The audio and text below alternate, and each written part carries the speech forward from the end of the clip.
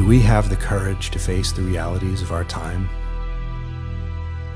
and allow ourselves to feel deeply enough that it transforms us and our future?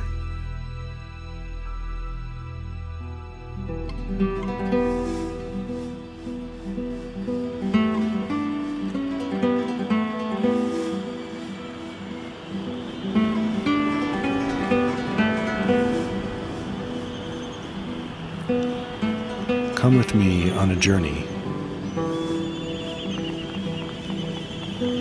through the eye of beauty.